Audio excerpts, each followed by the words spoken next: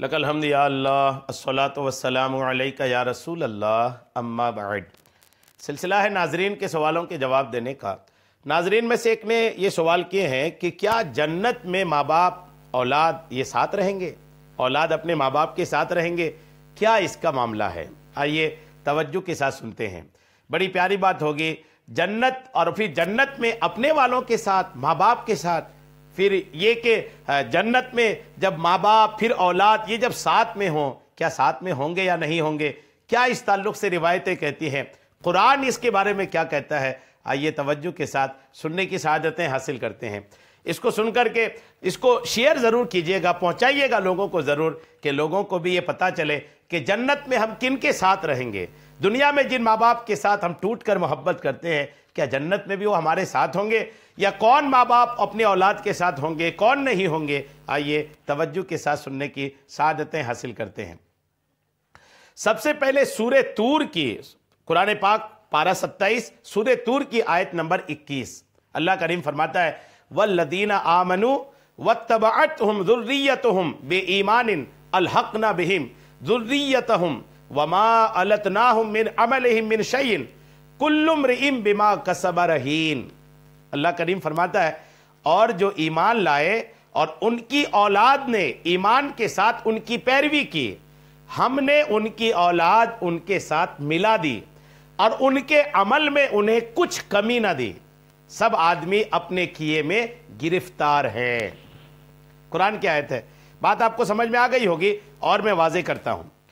अल्लाह ने इरशाद फरमाया कि जो लोग ईमान लाए और उनकी जिस औलाद ने ईमान के साथ उनकी पैरवी की, माँ बाप भी ईमान वाले, औलाद भी ईमान वाले, तो अल्लाह फरमाता है तो हम उनकी उस औलाद को अपने फजलो करम से जन्नत में उनके साथ मिला देंगे, कि अगरचे बाप दादा के दर्जे बुलंद हों तो भी उनकी खुशी के लिए उनकी औलाद उनके साथ मिला दी जाएगी।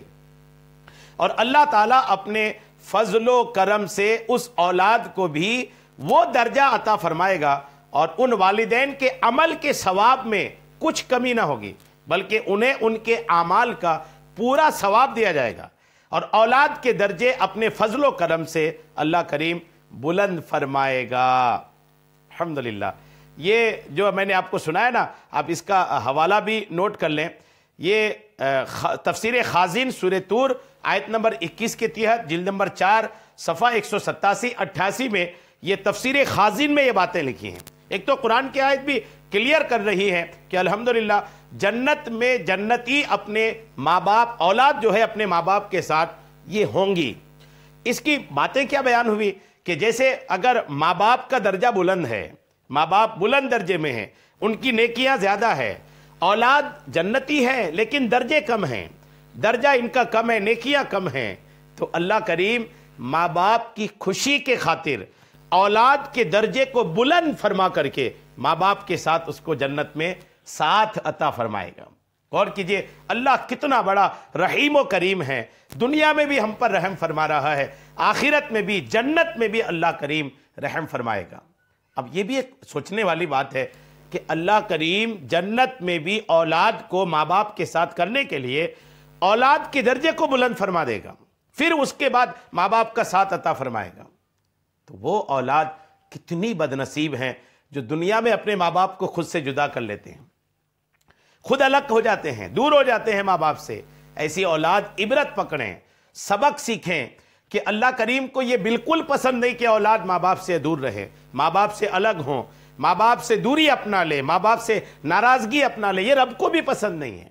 जन्नत में भी रब्बे करीम माँ बाप के साथ औलाद को जगह अता फरमाएगा। तो दुनिया में तो कोशिश करते ही रहनी चाहिए। रिवायतें सुनिए। हजरत इमाम सईद बिन मंसूर, अब मैं आपको तफसीरे दुर्रे मंसूर से कुछ बातें सुनाता हूँ।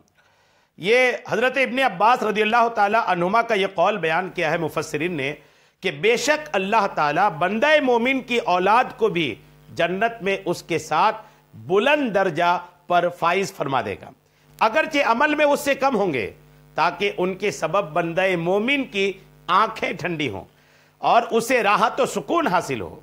फिर यही आयत नंबर 21 सूरे तूर की तिलावत की। حضرت ابن عباس رضی اللہ تعالیٰ عنہما سے حدیث بیان کی ہے کہ نبی کریم نے فرمایا بے شک اللہ تعالیٰ مومن کی اولاد کو بھی اس کے درجے میں بلند فرما دے گا، اگرچہ وہ عمل میں اس سے کم ہوگی، تاکہ ان کے سبب ان کی آنکھوں کو تراوٹ اور ٹھنڈک نصیب ہو۔ اس حدیث میں بھی اسی آیت کا تذکرہ ہے۔ امام فریابی نے حضرت ابن عباس سے بیان کیا ہے کہ نبی کریم نے فرمایا کہ جب آدمی جنت میں داخل ہوگا تو اپنے والدین، اپنی اولاد اور اپنے بچوں کے بارے میں پوچھے گا۔ جنتی اپنے والدین کے بارے میں پوچھے گا اور اپنی اولاد کے بارے میں بھی رب کریم سے پوچھے گا، تو اسے کہا جائے گا، جواب دیا جائے گا کہ بے شک وہ تیرے درجے اور تیرے عمل کو نہیں پہنچ سکے۔ کہا جائے گا اس کا درجہ الگ ہے، تمہارے درجے کو نہیں پہنچ سکے۔ تو وہ جنتی عرض کرے گا اے میرے پروردگار، تحقیق میں نے اپنے لیے اور ان کے لیے عمل کیے تھے، چنانچہ انہیں اس کے ساتھ درجے میں ملا دینے کا حکم دیا جائے گا۔ پھر حضرت ابن عباس رضی اللہ تعالی عنہما نے وہی آیت کی تلاوت فرمائی۔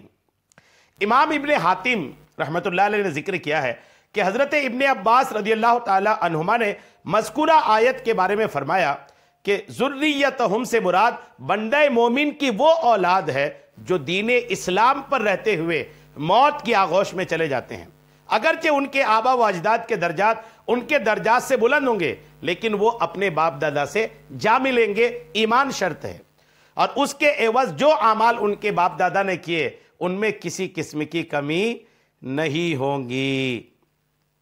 حضرت علی رضی اللہ تعالیٰ عنہ سے حدیث بیان کی کہ آقا کریم نے فرمایا بے شک مومنین اور ان کی اولاد سب جنت میں ہوں گے، اور مشرکین اور ان کی اولاد سب جہنم میں ہوں گے۔